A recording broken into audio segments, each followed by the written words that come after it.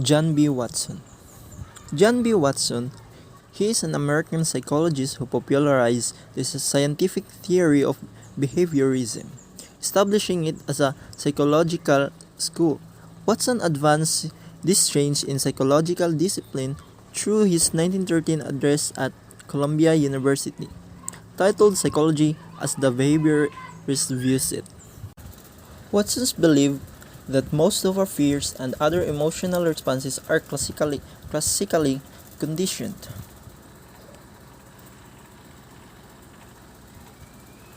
John B. Watson focuses on scientific study and overview on behaviors. He has also demonstrated in his previous experiments that is called the Little Albert experiment. He taught there that how conditioning can trigger biological responses that are inherited genetically. He also hypothesized that we can also instill new behaviors that were not inherited. For example, you're not afraid when there's a cockroach roaming around your room, but once it flies over you or it touches you, you are now in fear with the thinking that it is gross or it will actually bite you. Now, these actions or behavior will soon generalize. What I mean is that when there is another insect with the same behavior as that cockroach that you will encounter soon, your fear will be now same as the fear you experienced in that cockroach. Now, he also believed that parents could be taught to help shape their children's behavior and tried to demonstrate the power of classical conditioning as related to his famous experiment on 18-month-old boy named Little Albert. In Watson's opinion, the analysis of actions and reactions were the only way to apply scientific method to psychology and get objective insights into human behavior. He thought that psychology as an objective branch of natural science, its goal, the prediction and control of behavior. Social cognitive theory.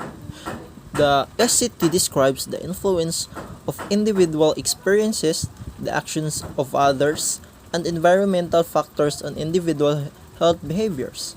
SCT provides opportunities for social support through instilling expectations, self-efficacy, and using observational learning and other reinforcements to achieve behavior change. So, in social cognitive theory, they are giving support kung unsay mas i-improve pa sa isa ka situation or a certain behavior of not just one person or in this community in their behavior. This social cognitive theory provides support and help by giving programs in rural and urban areas. The key components of SCT related to individual behavior change include self-efficacy. Self-efficacy, when you say self-efficacy, it is the belief that an individual has control over and is able to execute a behavior. Second is the behavioral capability. This is an understanding and having the skill to perform a certain behavior. Third is the expectations. It is determining the outcomes of behavior change. Next is expectancies. It is an assigning a value to the outcomes of behavior change. Next is self-control. It is regulating and monitoring individual behavior. Next is observational learning. Watching and observing outcomes of others performing or modeling the desired behavior. Then, the reinforcement. It is promoting incentives and rewards that encourage behavior change. Pananglitan, if ikaw usa ka murderer, or let's say there's a rapist, a murderer, kawatan, si reinforcement, his job is this K is to promote incentives. Pananglitan, Ikaw nga kawatan, sige tagaanta ka magbag-og kinabuhi, tagaanta kag kwarta, tagaanta kag anit, tagaanta kag pangkabuhayan, basta magbag-o na ka, di na ka mangawat, di na ka mukan. So this key change is referred to reinforcement. So as social cognitive theory states, we learn behaviors through observation, modeling, and motivation as Watson's demonstration. A conversation is like a two-way street. They need to learn that you must be patient and listen to others every now and then. We need to understand that skills a certain behavior will be needed in order to have a proper behavior. Now, how can we apply social cognitive in behavioral change? The ACT can be applied as a theoretical framework in different settings and populations. It is frequently used to guide behavior change interventions. It may be particularly useful in rural communities for examining how individuals interact with their surroundings.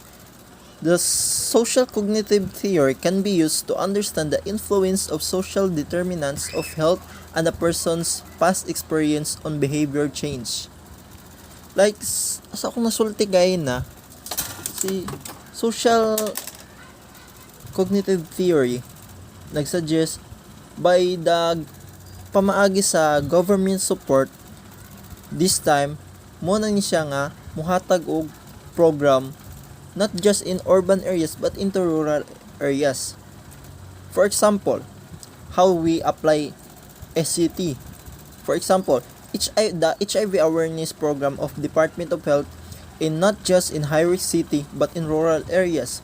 A small group intervention for some people, like pag intervention, like mag-create og program, maghimo og program dito, magsulti sa tao kung about sa HIV, unsay buhaton, mag-provide og medication sa mga tao nga na HIV for people living with HIV or AIDS. The program is based on the social cognitive theory and uses skill-building exercises to increase independence and develop healthy behaviors among participants. Another example of applying ECT is the HIV or STI prevention program of Department of Health. It is a community-based intervention designed to reduce the risk of HIV and other sexually transmitted diseases based on the social cognitive theory. The program trains navigantes or navigators who provide information and risk reduction materials to the target population. Kasagaring aning naa sa mga social worker og taga DOH. Kaning mga navigators mo ni sila mohatag og information sa kada lugar nga ilang matarget nga butang og program, buhatag program. Kani sila navigators before pa ni sila i-deploy ana nga field, highly trained na sila, kasabot na sila sa mga information about HIV AIDS, kasabot na sila kung kabalo na sila sa kagalingon unsa ang ilang isulting insakto nga correct medical information para sa mga tao, especially sa mga rural areas nga ng mga tao nga naglisod, wala kayo'y medical information, wa kayo kabalo sa buhaton sa ilang kaugalingon or buhaton sa usa ka sitwasyon kung moabot na sa ila. So, I am Harley C. Morales, sir, from section B1, and thank you.